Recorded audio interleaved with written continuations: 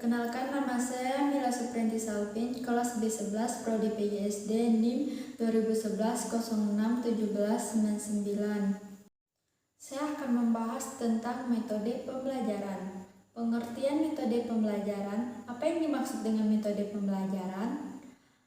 Pengertian metode pembelajaran adalah salah satu proses penyampaian materi pendidikan kepada peserta didik yang dilakukan secara sistematis dan teratur oleh tenaga pengajar atau guru. Pendapat lain mengatakan metode pembelajaran adalah satu strategi atau taktik dalam melaksanakan kegiatan belajar dan mengajar di kelas yang diaplikasikan oleh tenaga pengajar sehingga tujuan pembelajaran telah ditetapkan dapat tercapai dengan baik. Seorang guru harus menerima metode yang tepat dalam kegiatan belajar mengajar sesuai dengan karakter para siswanya. Dengan begitu, proses belajar mengajar menjadi lebih menyenangkan dan siswa dapat menyerap pelajaran dengan lebih baik. Metode pembelajaran menurut para ahli. Agar lebih memahami apa itu metode pembelajaran, maka kita dapat merujuk pada beberapa pendapat ahli sebagai berikut. 1. Asbi Ashkiji. Menurut Asbi Ashkiji, metode pembelajaran adalah seperangkat cara yang dilakukan guna mencapai tujuan tertentu dalam proses pembelajaran. 2. Abdurrahman Ginting. Menurut Abdurrahman Ginting, metode pembelajaran adalah cara atau pola yang khas dalam memanfaatkan berbagai prinsip dasar pendidikan serta berbagai teknik dan sumber daya terkait lainnya supaya terjadi proses pembelajaran pada diri siswa. 3. Ahmadi. Menurut Ahmadi, metode pembelajaran adalah suatu pengetahuan tentang beberapa cara mengajar yang diperlukan oleh guru atau instruktur. Macam-macam metode pembelajaran. Tenaga pengajar harus mengetahui metode pengajaran mana yang paling efektif dalam menyampaikan materi pelajaran kepada peserta didik. Adapun macam-macam metode pembelajaran adalah sebagai berikut. 1. Metode ceramah. Metode ini merupakan cara konvensional yaitu dengan menyampaikan informasi secara lisan kepada siswa. Metode ceramah ini dianggap metode yang paling praktis dan ekonomis, namun terdapat beberapa kekurangan di dalamnya. Kekurangan yang pertama, peserta didik lebih pasif karena hanya mendengar pengajar. Yang kedua, kegiatan belajar mengajar cenderung membosankan. Yang ketiga, beberapa siswa yang lebih menyukai belajar visual akan kesulitan menerima pelajaran. Proses pengajaran lebih fokus pada pengertian kata-kata saja. Namun, metode ini mempunyai kelebihan. Yang pertama, tenaga pengajar dapat mengendalikan kelas sepenuhnya, mendorong siswa agar berusaha melatih fokus. Proses pembelajaran lebih mudah dilakukan. Kegiatan belajar dapat diikuti banyak peserta didik. Berikutnya adalah metode pembelajaran diskusi. Metode diskusi adalah suatu model pengajaran yang mengedepankan aktivitas diskusi siswa dalam belajar memecah masalah. Metode ini dilakukan dengan membentukkan kelompok diskusi untuk membahas suatu masalah. Adapun kelebihan dari metode ini, mendorong siswa berpikir kritis, mendorong siswa untuk menyampaikan pendapatnya, melatih siswa tentang toleransi dan menghargai pendapat orang lain. Kekurangannya cenderung didominasi siswa yang suka berbicara, diperlukan cara formal dan menyampaikan pendapat. Tema di dalam diskusi biasanya terbatas, hanya cocok untuk kelompok kecil. Yang ketiga, metode demokrasi.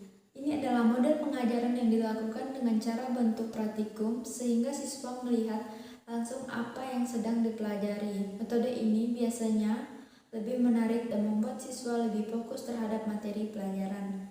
Kelebihan dari metode ini, informasi yang lebih mudah dimengerti karena melalui praktik langsung, dapat minimalisir kemungkinan kesalahan pengertian karena bukti konkret terlihat.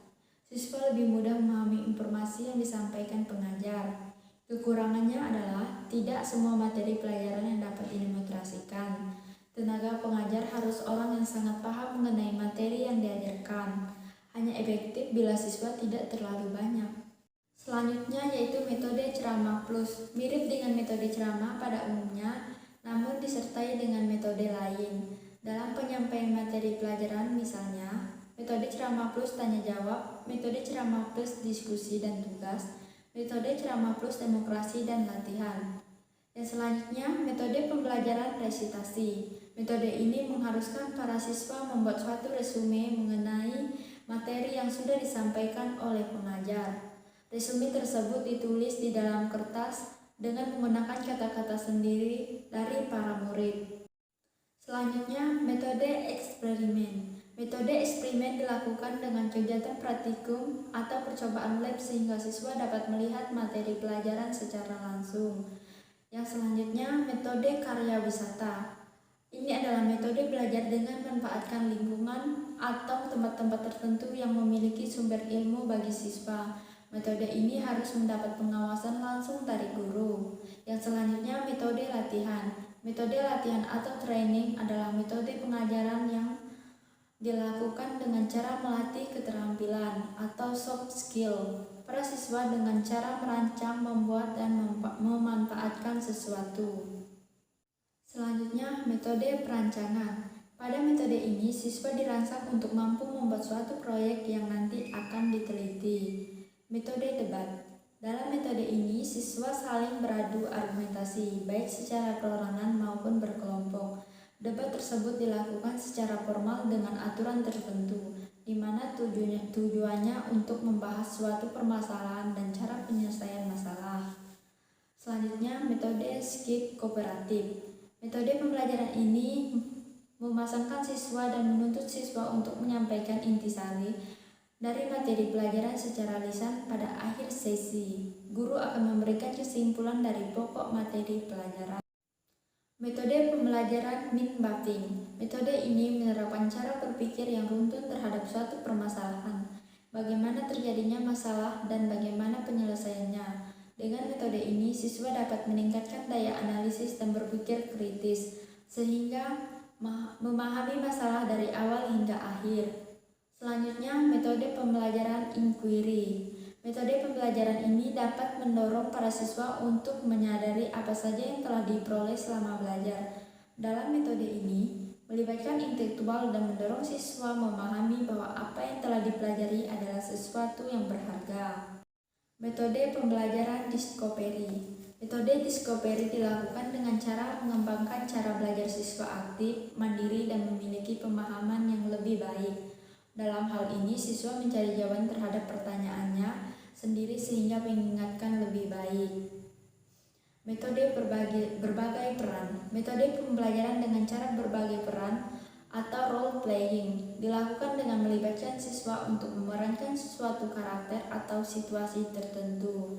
Metode ini dapat melatih komunikasi siswa dengan berinteraksi dengan orang lain. Selanjutnya, fungsi metode belajar. Yang pertama, sebagai alat motivasi intrinsik. Yang kedua, sebagai alat strategi pembelajaran. Yang ketiga, sebagai alat untuk mencapai tujuan. Tujuan metode pembelajaran. Pada dasarnya, tujuan utama metode pembelajaran adalah untuk membantu mengembangkan kemampuan siswa secara individu sehingga mampu menyelesaikan masalahnya. Adapun beberapa tujuan metode belajar adalah sebagai berikut. 1. Untuk membantu siswa mengembangkan kemampuan individualnya sehingga dapat mengatasi permasalahannya dengan terobosan solusi alternatif. 2.